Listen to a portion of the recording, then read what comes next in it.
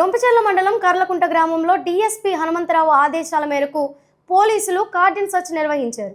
గ్రామంలో అనుమానాస్పద వ్యక్తులు వాహనాలపై విస్తృతంగా తనిఖీలు చేపట్టారు. ఈ సందర్భంగా సుమారు 20 ద్విచక్ర వాహనాలను తనిఖీ చేసి వాహనాల పత్రాలు, డ్రైవింగ్ లైసెన్సులను పరిశీలించారు. గ్రామంలో శాంతి భద్రతలకు విఘాతం కలిగించే చర్యలకు పాల్పడితే కఠిన చర్యలు తప్పవని పోలీసులు హెచ్చరించారు.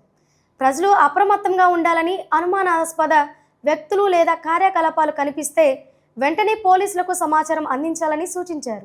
గుంటూరు రేంజ్ ఐజీ గారి ఆదేశాల మేరకు ఈ నర్సాపేట రూరల్ పరిధిలో ఈ రొంపిచెర్ల పోలీస్ స్టేషన్ పరిధిలోని కర్లకుంట అనే గ్రామంలో కార్డన్ సెర్చ్ ఆపరేషన్ చేయడం జరిగింది.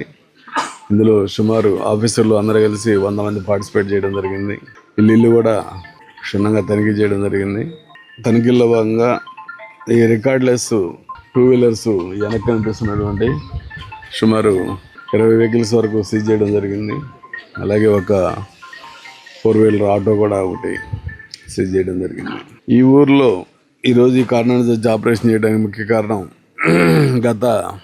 గతంలో కూడా ఇక్కడ కేసులు ఉన్నాయి, ఎలక్షన్ కేసులు ఉన్నాయి. అలాగే వీళ్ళు రీసెంట్గా కూడా ఒక కమ్యూనిటీ వాళ్ళు చాలా ఇష్యూస్ చేశారు.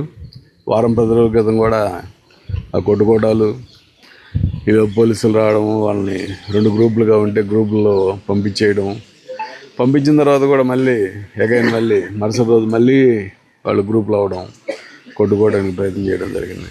Law and order problem create చేస్తే ఎట్టి పరిస్థితుల్లో ఒప్పుకునేది లేదు.